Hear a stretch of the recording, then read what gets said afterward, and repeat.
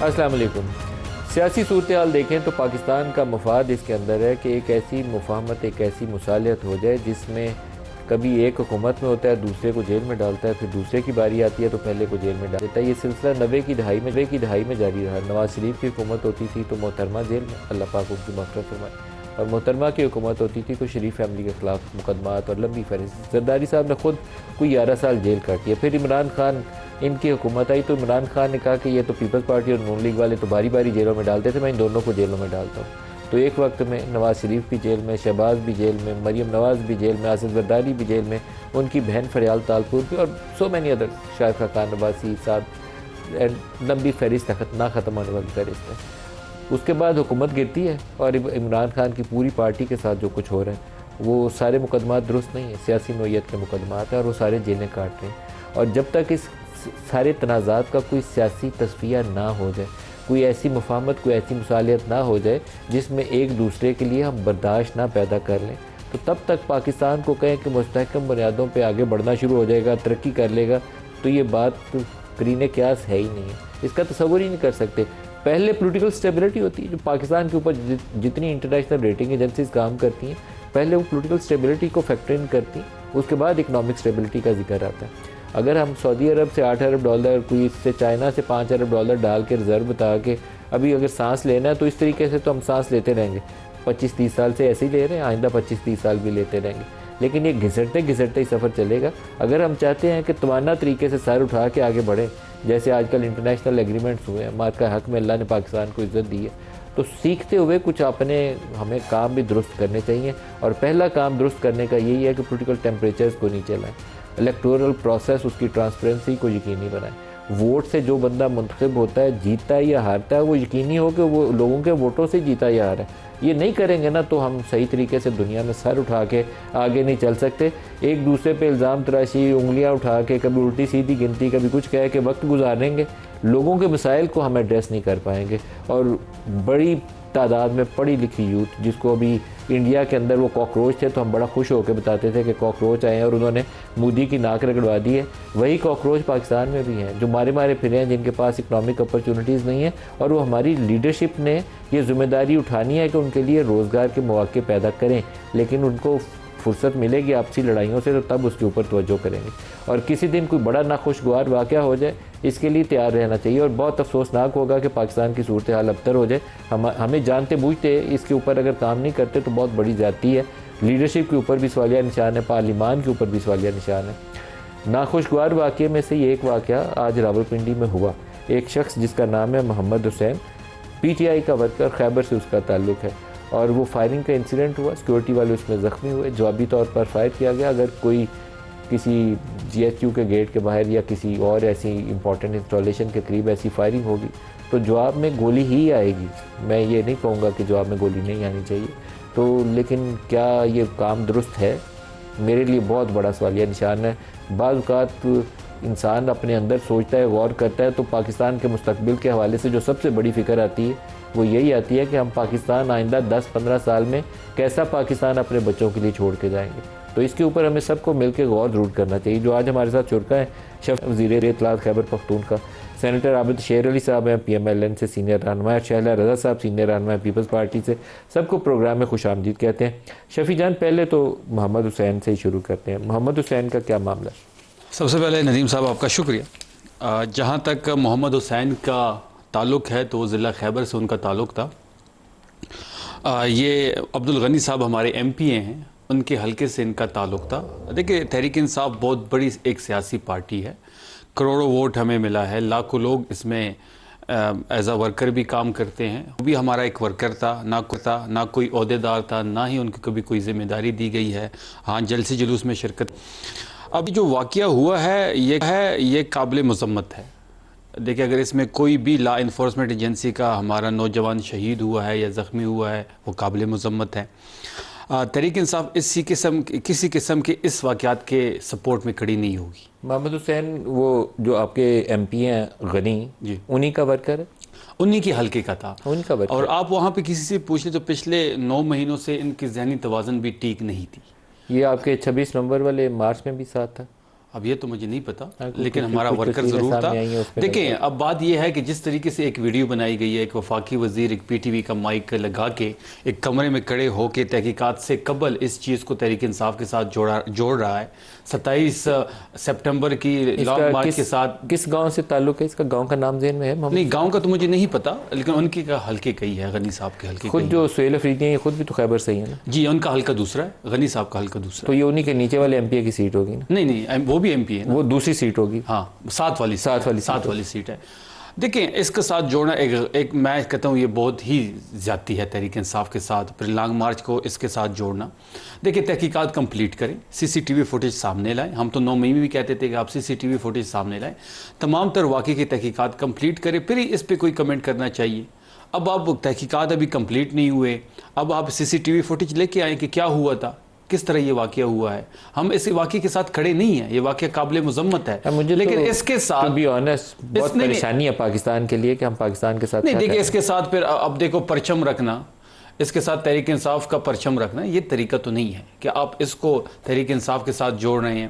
देखिए, 27 सितंबर को मार्च हमने करना है, पुरअमन तरीके से करना है। हमने हमेशा पुरअमन मार्च किया है, ये मार्च भी हमारा पुरअमन होगा। ये रबर बुलेट भी चलाते हैं, ये शेल भी चलाते हैं, लाठी चार्ज भी करते हैं, खंदकी भी खोदते हैं, कंटेनर भी लगाते हैं, लेकिन हम पुरअमन रहते हैं। इस बार भी हम पुरअमन रहेंगे और इस चीज़ को। सुहेल अफरीदी का आपको एक स्टेटमेंट सुनाता हूँ जी, दिखाइएगा सुहेल अफरीदी ने क्या बोला। पाक इंसाफ की पूरी लीडरशिप, इमरान खान साहब की फैमिली ये गारंटी देती है कि अगर वो इमरान खान साहब से मिले, बाहर कोई सियासी बात नहीं करेगी। अगर फर्ज करे उसी हट दर्मी पर ये कायम रहे जिस पर ये हैं, जुमेरात के दिन फिर कोशिश करेंगे। अगर जुमेरात के दिन भी ये हट दर्मी कायम रही तो जुमेरात के दिन ही रात के 10 बजे पूरे पाकिस्तान में हर चौक को डी चौक बनाएंगे। बताइए क्या करेंगे? देखिए, पहली बात यह है कि कुछ तशवीश खबरें आ रही हैं इमरान खान साहब के सेहत के हवाले से। क्या खबरें? मतलब उनके ब्लड प्रेशर का इशू भी बताया जा रहा है। क्या कि ब्लड प्रेशर उनका शूट अप किया गया है। तस्दीक हुई उसकी? कंफर्म नहीं, अभी हमारे पास देखिए, हमारे पास कोई मुसद्दिक का इतला नहीं है। मैं यही कह रहा हूँ कि तशवीशनाक मुतज़ाद खबरें आ रही हैं। कुछ लोग कह रहे हैं कि पिम्स भी लाया गया है। तो कल सीएम आफरीदी साहब ने इस पे प्रेस कॉन्फ्रेंस की और यही कहा गया कि एक्सेस दिया जाए। आज मंगल का दिन था, किसी बहन की मुलाकात करवा देते, किसी वकील की मुलाकात करवा देते। आप लोगों ने प्रोटेस्ट करना था, क्या हुआ आपको? मैं उसी पे आ रहा हूँ, किसी डॉक्टर की मुलाकात करवा दे और जो मुलाकात अंदर करके आएगा वो कोई सियासी गुफ्तगू नहीं करेगा, वो कोई मीडिया टॉक नहीं करेगा। हम इमरान खान साहब की सेहत पे सियासत नहीं करना चाहते। आज फिर ये कहा गया कि हम सुप्रीम कोर्ट के सामने जाएंगे। वहाँ पे हमारे आज पार्लियामेंटेरियंस भी मौजूद थे, वकला की तादाद मौजूद थी। वो फुटेज है हमारे पास? बिल्कुल होगी, आप चेक कर लें। वो उसमें कुछ नजर नहीं आता? नहीं, आप देख लें। नहीं, हमारे पार्लियामेंटेरियंस भी मौजूद थे। कितने?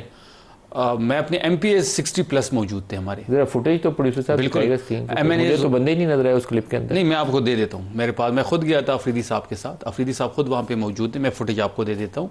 हमारे वकला अंदर गए, रजिस्ट्रार से उनकी मुलाकात हुई है। यकीन दहानी कराई गई है कि मंगल के दिन जो सलमान साहब की एक पिटीशन है और उज़मा खान साहिबा की एक पिटीशन है, सेहत के हवाले से, मुलाकात के हवाले से, वो लगाई जाएगी और उसको सुना जाएगा। कब लगाई जाएगी? मंडे को कमिंग मंडे जी।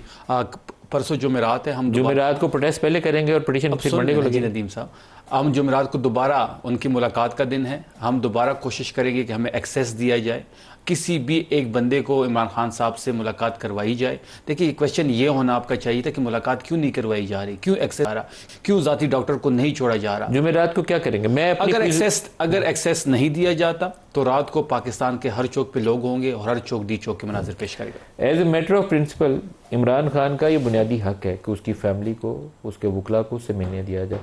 ये गैर इंसानी फेल है जो भी कर रहा है, ये गैर इंसानी फेल है कि उससे मुलाकातें डिनाई की जाएँ। ये इंटरनेशनल लॉ के अंदर भी इसकी गुंजाइश नहीं है। तो आज अगर शहबाज शरीफ को बड़ी खुशी है इस काम करने की, तो कल शहबाज शरीफ साहब के साथ ये हो रहा होगा तो हम उसके लिए सवाल नहीं उठा सकेंगे। खुद शहबाज शरीफ साहब जब जेल में थे तो मैं उनके लिए सवाल उठाता रहूँ। नवाज़ शरीफ साहब के साथ जब ये सारे मामला हेल्थ इश्यूज़ के चल रहे थे तो हम उस वक्त भी इसी प्रोग्राम चैनल समा पे बैठ के सवाल उठाते थे। तो इमरान के लिए भी तो वही असूल लागू होता है ना, एक दूसरे को पॉलिटिकल विक्टिमाइजेशन में इतना नीचे ना चले जाएं कि कल आपको पछताने के लिए भी मौका ना मिले। आबिद शेर अली साहब, आपकी जमात को कुछ इसके ऊपर गौर करना चाहिए, क्योंकि ये माजी में आप सब लोगों ने भुगता। खुद आपके वालिद के साथ बड़ी ज़्यादती हुआ था, किले में डाल दिया गया था। तो वो जो जुल्म और ज़्यादती थी उसका जवाब ये थोड़ी हो सकता है कि आप अपने मुखालिफ से बदला लेना, उससे आगे निकलना चाहिए। बहुत शुक्रिया नदीम मलिक साहब। इसमें कोई दो राह नहीं है, जो अदालत उज़्मा का फ़ैसला होगा तो गवर्नमेंट और जेल अथॉरिटी उसको एग्जीक्यूट करेंगी और उसको मनोवन उस पर अमल दरामद किया जाएगा। मैं आपको ये अर्ज़ करना चाहता हूँ मलिक साहब, ज़रूर इनका राइट भी बनता है, जो मुलज़मान जेल के अंदर है, चाहे वो इमरान खान साहब हैं, चाहे जो भी है। मेरी भी किसी से ज़ाती दुश्मनी नहीं है, चाहे माजी में हमने अपनी वाइफ का जनाजा अटेंड नहीं किया, उसकी तकलीफ़ तो हमसे कोई पूछे ना कि वो किस तरह दिल पर भारी गुजरती है, भारी ग्रां गुजरती है जब आप फैमिलियों को जुदा करते हैं, जो आप विक्टिमाइज़ करते हैं। तो ये अल्लाह ताला की पकड़ है। बहरहाल मैं उस बहस में नहीं जाता। तो ये अदालत उज़्मा का जो फ़ैसला है, हुकूमत उसको फैसिलिटेट करेगी। हुकूमत बिल्कुल इसके हक़ में नहीं है। मगर साहब देखिए, एक तो जत्थों की सूरत में जेल के ऊपर जाना। आबिद शेर अली साहब, आपकी सबसे छोटी बेटी की एज कितनी थी जब आपकी अलिया की डेथ हुई? आपकी बेटी सबसे छोटी किस उम्र की थी? 2.5। मेरी बेटी की उस वक्त उम्र 2 साल थी मलिक साहब। और जिस तकलीफ में मेरी छोटी बेटी मेरी और आबिद शेर अली उस वक्त पाकिस्तान में नहीं आ सके। मतलब ये एक दूसरे के साथ जुल्म करते हुए ना कुछ बंदे को असूल व ज़ाबित पे काम करना चाहिए। आबिद शेर अली के ऊपर क्या गुजरी होगी, आई कैन अंडरस्टैंड। जिसकी बेटियां ही हैं और उसकी अहलिया की डेथ हो गई और सबसे छोटी 2 साल की, और पाकिस्तान नहीं आ सकता। और मुझे पता है कि किस तकलीफ़ में मैं वो वक्त अल्लाह ने मेरा गुजारा, और जिन मामलात में गुजारा, और जिन लोगों ने मैसेज दिया था कि जी हम छोड़ेंगे नहीं, ना आने देंगे, तो वो फिर मलिक साहब बड़ी तकलीफ़ दे बात है। ये मामलात हमने अल्लाह के सपुर्द किए, लेकिन किसी की सेहत के ऊपर सियासत नहीं होनी चाहिए। अगर इमरान खान साहब की सेहत का कोई मसला है बकौल इनके, लेकिन मेरी जो नॉलेज में है वो ऐसा कोई इशू नहीं है, लेकिन उनको पूरी फैसिलिटीज़ दी जा रही हैं और किसी किस्म की उनकी हेल्थ पर किसी किस्म का भी कंप्रोमाइज़ हुकूमत न कर रही है, न करेगी इंशाअल्लाह ताला। नंबर 2, अगर इनकी मुलाकात है, जो भी अफराद मुलाकात चाहते हैं, जो एक प्रोसेस है, हम भी अदालत उज़्मा से नवाज शरीफ साहब जब बडियाला जेल में थे, हमारी पार्टी को अदालत उज़्मा ही उसको देती थी कि आप इतने लोग मिल सकते हैं, और उसको फैसिलिटेट करते थे। इसी तरह अगर अदालत उनको कोई फैसिलिटीज़ देती है तो हम तो बिल्कुल ना, हुकूमत का इसमें कोई किरदार है, हुकूमत फैसिलिटेट करेगी। जेल हुकाम, ये मैं आपको इंश्योर करता हूँ कि अदालतें किरदार तो जो फैसला होगा, सबसे बड़ी रुकावट इस वक्त हुकूमत की जानिब से ये। शैला बीबी से भी पूछते हैं। शैला बीबी, वो हम रिपोर्टिंग में थे जब मोहतरमा वो बिलावल की और बख्तावर की उंगलियां पकड़ के तो थानों कचहरियों के चक्कर काटा करती थी, और जरदारी साहब ने तवील अरसा को 11 साल जेल काटी थी, और जेल में क्या कुछ हुआ था। वो सारे मुश्किल लम्हे आपकी जमात ने झीलों में। तो मेरे ख्याल में तो आपकी जमात को सबसे पहले आवाज़ उठानी चाहिए कि अपने सियासी मुखालफिन के साथ हम ये कुछ नहीं करेंगे। बहुत शुक्रिया नदीम साहब। और मैं ख़ुद कैदबंद की सोबतों से गुजरी हूँ, और मुझे मालूम है कि मेरी एक मुलाकात के लिए 5 मिनट की और सलाखों से बहुत दूर के मैं अपने घर वालों को छू भी ना सकूं, क्योंकि पहले सलाखें, फिर बीच में बारीक लोहे की नेट, और फिर उसके बाद फिर सलाखें। तो मेरे घर वाले सुबह 4:30 बजे आते थे, फिर कहीं जाके 10 बजे मुझे एक 5 मिनट की मुलाकात मिला करती थी, और वो भी दूर से। और बहरहाल एक वक्त होता है, इंसान काट लेता है, बुरा वक्त भी गुजर जाता है, वक्त में ये बात है। और मुझे ये खुशी है कि पाकिस्तान पीपल्स पार्टी की जब गवर्नमेंट आई तो कोई भी सियासी कैदी नहीं था उसमें, और हमारा ही मिनिस्टर हज जो था हमें सईद काज़मी साहब, वो सियासी कैदी थे, और फिर हमारी गवर्नमेंट जाने के बाद वो अल्हम्दुलिल्लाह बाइज़्ज़त बरी हुए। तो ये जो एक मुंतक़िम मिजाजी जो है ना, ये आपकी अगर आप तो वो इसका मतलब है कि आप नहीं हैं, क्योंकि आपको सामने वाले से जो है आइडियोलॉजिकल डिफरेंस है। अगर आप में कहीं से रिवेंज का कोई मसला आ गया तो इसका मतलब है कि फिर आप ज़ातियात पे आ गए। ये एक थ्योरी है और इसको अंडरस्टैंड करना चाहिए। लेकिन मसला वही है कि जरदारी साहब ने तो अभी 2018 के बाद भी जो PTI की गवर्नमेंट थी उसमें भी जेल काटी, फरियाल साहिबा ने भी, और उसमें भी आसिफा साहिबा को मिलने नहीं दिया जाता था। तो ये या ये कि मैं शर्जील का नाम लूँ, खुर्शीद शाह साहब का नाम लूँ, या ये कि किस तरह से डिपार्टमेंट्स, किस तरह से इदारे मिलके करते हैं कि जज साहब जो थे वो ख़ुद पहुंच गए और उन्होंने शहद और ये सब डिक्लेयर करना शुरू कर दिया और पूरी पार्टी लग गई, एक कल्चर बन गया। तो एक तो ये मसला है कि पॉलिटिकल पार्टीज़, अगर 26 पॉलिटिकल पार्टीज़ ने COD किया तो एक पार्टी लाई गई जिसके लीडर ने खुद ये कहा कि मुझे तो ये बता के लाए थे सब ये चोर डाकू हैं, तो मुझे ये बता के लाया गया था कि सब चोर डाकू हैं, हमारे पास बड़े सबूत हैं, तो मैं क्या करूं, मैं तो इन्हें चोर डाकू ही समझता हूं। तो एक तो आपकी बात से मैं ये मुत्तफिक हूं कि एक तो ये जो फैक्ट्रीज़ हैं जो पॉलिटिकल पार्टीज़ बनाती हैं, और वही फैक्ट्रीज़ जो कि जमहूरियत के सिस्टम को नाकाम डिक्लेयर कर रही हैं, अगर वो जमहूरियत जो है उसकी डेफिनेशन समझ लें, government by the people for the people, तो ये फिर ये फैक्ट्रियाँ फिर बेईमानी भी ना होने दें, फिर ये फैक्ट्रियाँ हम पे फतवे ना लगाएं कि सिस्टम कोलैप्स हो गया। तो बात वहीं से आ जाती है कि जब आप अपनी आवाम को इज़्ज़त देंगे, ताकत का सरचश्मा आवाम रखेंगे, तो फिर आप वोट को भी इज़्ज़त देंगे, वरना फिर आप एक एक सीट के पीछे मारेंगे भी, बेईमानियाँ भी करेंगे, ठप्पे भी लगाएंगे, पोलिंग स्टेशन भी कब्ज़ा करेंगे, बदज़बानी भी करेंगे, बिलो द बेल्ट भी जाएंगे, और फिर जब अपना वक्त आएगा तो फरियाद करेंगे। तो मैं ये समझती हूँ कि जो पॉलिटिकल पार्टीज़ आइडियोलॉजिकली नहीं चलती वो इंतकाम की तरफ जाती हैं, और अल्हम्दुलिल्लाह मेरी पार्टी इंतकाम की तरफ नहीं गई। अच्छा, मैं आपको 2 स्टेटमेंट है वो PTI के 2 लोगों के, बड़े चीदा लोग हैं, वो भी सुनाना चाहूँगा। आमतौर पर जब पार्टी का लीडर अंदर हो तो पार्टी टूट जाती है, वो बात आसान है।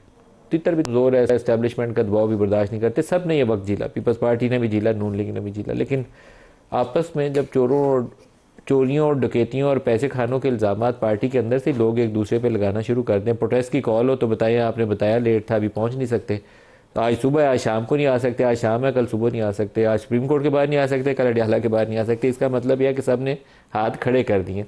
शंदाना गुलजार ने एक बयान दिया, और जिनके मुतल्लिक बयान दिया उनका नाम है सलमान अकरम राजा, और राजा साहब में हो सकता है कि सियासी तौर पर वो इतने अभी उनका तजर्बा ना हो, लेकिन बड़े पाए के वकील हैं और बड़े रख रखाव वाले आदमी हैं। मैं समझता नहीं हूँ कि वो माली मामलात के अंदर कोई किसी बद इंतज़ामी में मुलवस होंगे, लेकिन शंदाना गुलजार ने उनके मतलब जो कुछ कहा है वो अब सुन लीजिए, दिखाइएगा।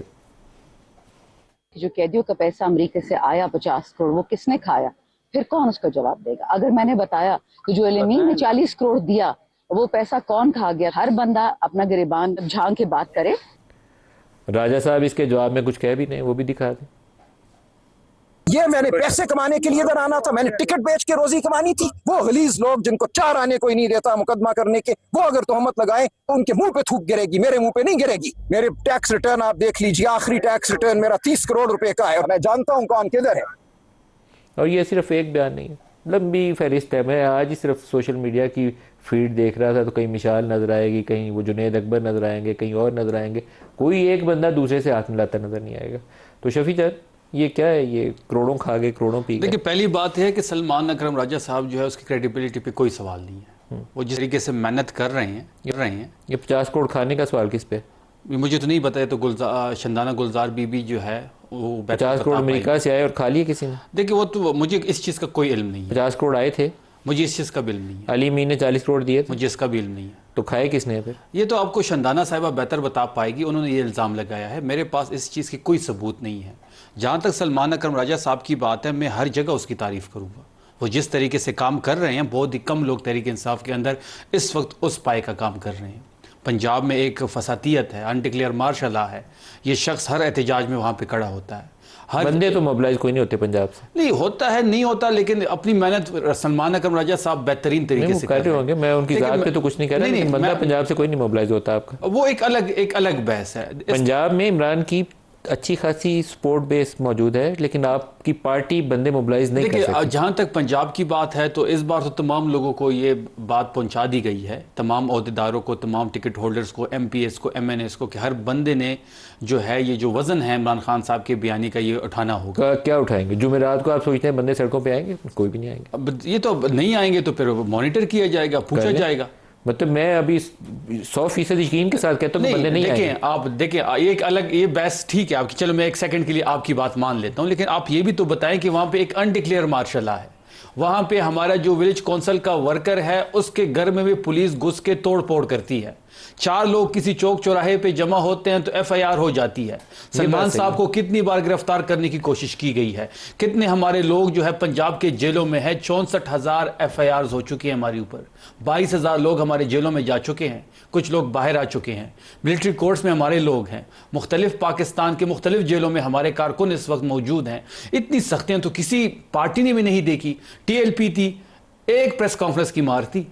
नवाज शरीफ पे जब बुरा वक्त आया, जब वो एयरपोर्ट पे आते थे, आबिद साहब यहाँ पे मौजूद है, 20 बंदा एयरपोर्ट नहीं पहुंचता था। भुट्टो साहब जब उनको फांसी हुई, शहीद किया गया, उनके जनाजे में कितने लोग थे? वाहिद तहरीक इंसाफ है जो कि आज भी 3 साल बाद पहले से ज्यादा मजबूत खड़ी है। हाँ, हमारे इंटरनल इश्यूज हैं, हाँ ग्रुप बंदी है, हर पार्टी में होती है, लेकिन जब घर का सरबराह नहीं होता तो चीजें ऐसी हो जाती हैं। लेकिन आपने भुट्टो साहब को शहीद कहा, मेरे ख्याल में वो शहीद है। चलें, ये एटलीस्ट मान लिया आपने। आबिद शेर अली साहब ये बातें कुछ सही कह रहे हैं। अगर आप 60,000 70,000 FIR दर्ज कर देंगे, बंदों को उठा के जेलों में डाल देंगे, रातों को घरों में पुलिस घुसा देंगे, तो कितनी देर, साल 6 महीने को बर्दाश्त कर लेगा? उसके बाद सबके हाथ खड़े हो जाएंगे। मतलब मैं शफी जान साहब को दावत देता हूँ कि प्लीज़ विज़िट करें। जो ये कोट कर रहे हैं कि जी बंदे उठा लेते हैं, आजकल तो सोशल मीडिया AI जनरेटेड चीज़ें। आबिद साहब, मैं स्ट्रीट मूवमेंट के टाइम पे वहाँ पे आया था सर, बड़े अदब के साथ। मैं शफी खान साहब, मैं मुझे 10 सेकंड दे, 10 एक मिनट तो मेरी बात सुन। 10 सेकंड मेरी जी बताएं आप। देखिए, मैं स्ट्रीट मूवमेंट के टाइम पे वहाँ पे आया था, अफरीदी साहब के हमरा। वहाँ पे कर्फ्यू लगाया गया था, जहाँ पे हम मूव करते थे वहाँ के मार्केट्स बंद कर दिए जाते थे, लाइट्स बुझा दी जाती थी। एक पुख्तून मार्केट में हम गए, जब वहाँ से हम निकलें तो 84 ताजिरों को उठाया गया। ये मैं खुद चशमदीद गवाह हूँ इस चीज़ का। शफी जान साहब, अभी इस मरतबा आप आएंगे ना तो आप मेरे मेहमान बनीजिएगा। मैं आपको अपने काप के कारकुनों तक लेकर जाऊंगा। ज़रा प्लीज़ मुझे ये इंडिकेट ज़रूर कीजिएगा कि किसी के साथ ज्यादती हुई, पुलिस गर्दी हुई, किसी को मारा गया। आप ऐसे करें, आबिद शेर अली, फैसलाबाद के अंदर PTI का प्रोटेस्ट रखें, हम भेजते हैं सोहेल अफरीदी को, और हम स्ट्रीट मूवमेंट के लिए फैसलाबाद जाएंगे, को दोनों को भेजते हैं। आबिद साहब, हम फैसलाबाद स्ट्रीट मूवमेंट के लिए जाएंगे, आप पुलिस गर्दी वहां पे रोक दें। शफी जान साहब, आप आएंगे, आप मेरे मेहमान भी होंगे, मैं आपको खाना भी खिलाऊंगा, मैं आपको चाय भी पिलाऊंगा, आप जरूर तशरीफ लाएं। जुल्म ना कीजिए, आपकी खाना से हमारी तौबा है। नहीं, आपको अच्छा एक एज ए मुसलमान, एज ए ब्रदर, मैं आपको अच्छा खाने की दावत भी दूंगा। मेरे मेहमान बने, सियासत से हट के, हर चीज़ में सियासत नहीं होती। मेरी एक अर्ज़ है मलिक साहब आपसे, भी आप जो फरमा रहे थे, ये भी इन्होंने कहा जी कि ये हमारा कारकुन था, फ़लान जगह थे, फ़लान जगह थे, फ़लान जगह थे। जब वो कर गुजरता है और वो हादसा रूनमा हो जाता है तो PTI भी बैकआउट कर जाती है। जिन अदारों को टारगेट किया जाता है, मैं आपको वीडियो शेयर करता हूं कि आप अपनी आर्म फोर्सेस के लोगों के ऊपर जो आपकी हिफाजत पे मामूर है, जो आपकी सिक्योरिटी पे मामूर है, जो आपके तहफ़्फ़ुज़ की ज़मानत हमारी आर्म फोर्सेस देती है, दिन रात वो आपके लिए जागती है, उठती है, शहादतें देती है, आप उनकी गाड़ियों पर डंडे बरसाते हैं, आप उनके जाके हेड क्वार्टर्स के ऊपर फायरिंग करवाते हैं। आप फिर कहते हैं जी कि ये हमारा कारकुन था लेकिन वो मेंटली डिसऑर्डर था, वो साइको पेशेंट था। खुदा के लिए इस तरह की सियासत को तर्क करें।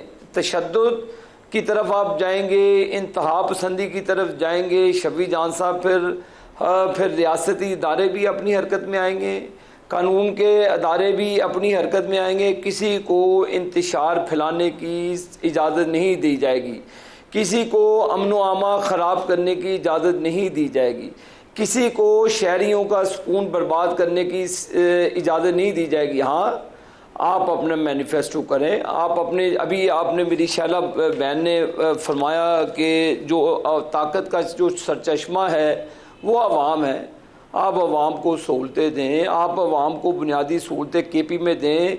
शैला बहन की गवर्नमेंट की पंजाब सिंध में है, ये सिंध में करें, हम पंजाब में करें।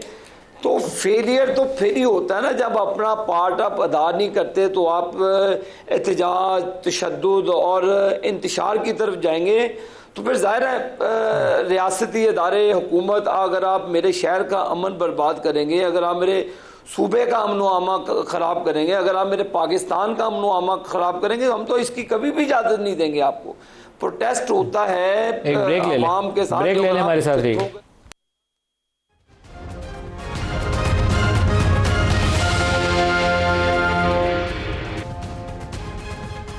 Welcome back. शैला रज़ा, आप बताइएगा कि आप पार्लिमान के अंदर से सियासी जमातें कोई मुफाहमत और मुसालिहत का रास्ता नहीं निकाल सकती? अच्छा नदीम साहब, अगर मुझे इजाज़त दें तो थोड़ा सा एक बात और कर लूँ।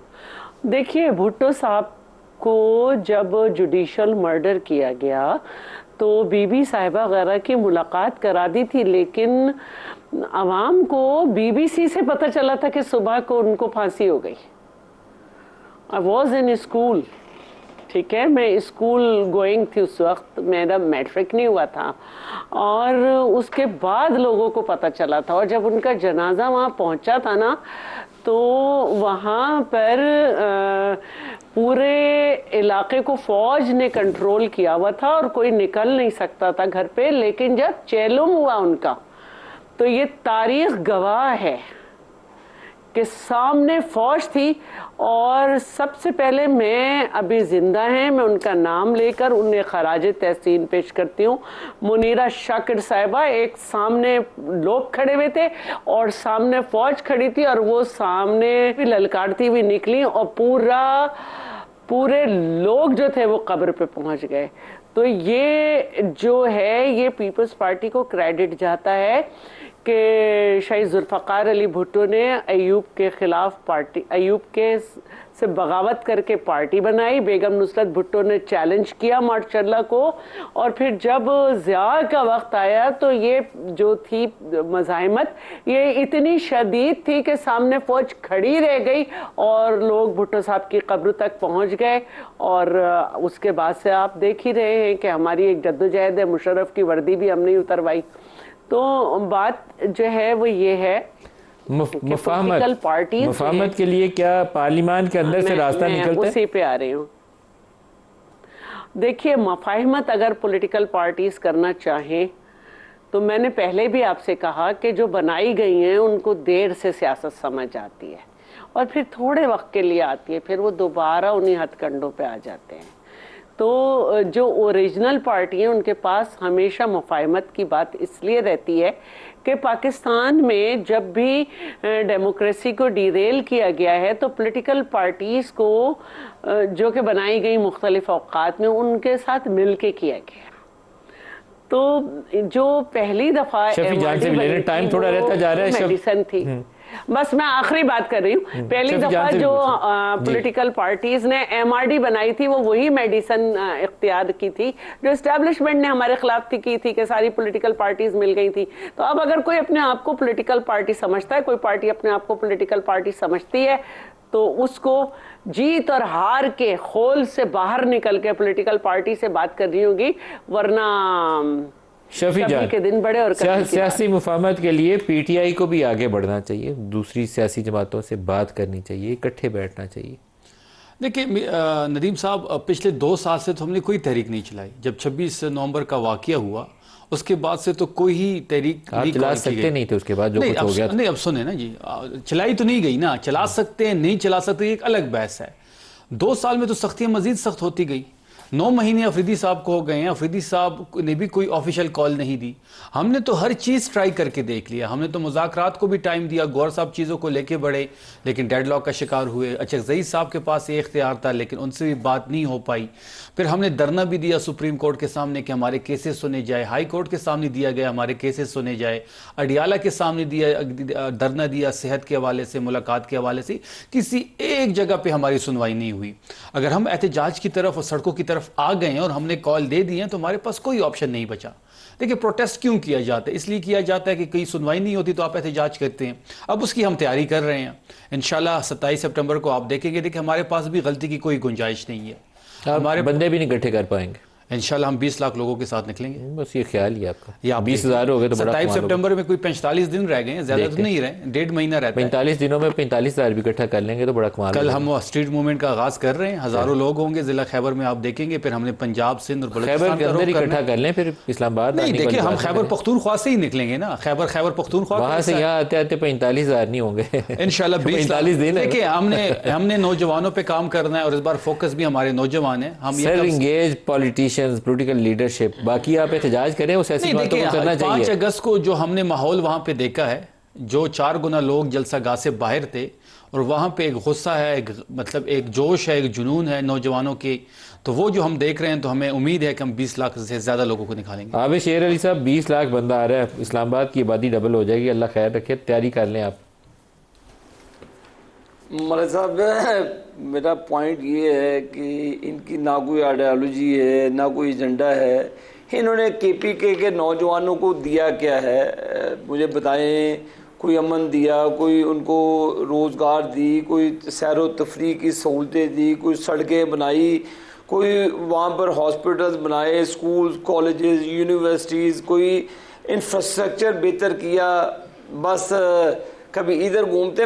मेरा सवाल बड़े एहतरामन आपकी वसातत से कि दिया क्या है नौजवानों को, मुझे ये बताएं कि कोई ये अपनी हुकूमत के ख़िलाफ़ एहतजाज करेंगे क्या, अपने ये लोगों के ख़िलाफ़ एहतजाज करेंगे, ये अपनी एजेंडे और पॉलिसी के ख़िलाफ़ एहतजाज करेंगे? आप मुझे बताएं कि पिछले 17 साल हो गए, 17 साल से पीटीआई की हुकूमत सिंध में ये केपीके के अंदर मौजूद है। 15 साल इतने लगभग साल हो गए। मुझे कोई डेवलपमेंट बता दें, उसी तरह सड़कें टूटी हुई हैं। अभी आपका ज्यादा दूर नहीं मैं लेकर जाता, जहाँ पे लास्ट मिनट है, शफी जान से जवाब ले लें। अब आपने इनसे सवाल पूछा तो शफी जान, जो ये मुकदमा बिल्ड करने की बयानिया बनाने की कोशिश कर रहे हैं, हम तीसरी दफा मलिक साहब हुकूमत में हैं। अगर हमारी वहाँ पे परफॉर्मेंस ना होती, अगर हम वहाँ पे डिलीवर ना करते, अगर हम नौजवानों को वहाँ पे फैसिलिटेट ना करते तो हम तीसरी दफा हुकूमत में ना होते। वो 35-40 सालों से हुकूमत में है पंजाब में, इसका मतलब है परफॉर्मेंस बहुत अच्छी है। वो जिस तरीके से हैं उस तरीके से हम आना नहीं चाहते। फॉर्म 47 के जरिए कभी उनको फॉर्म 47 और खुद 45 कभी एक की मिनट, कभी दूसरी की मिनट, कभी किसी। आबिद शेर अली साहब, शफी जान साहब, सबका शुक्रिया। आज के लिए इतनी इजाजत दी।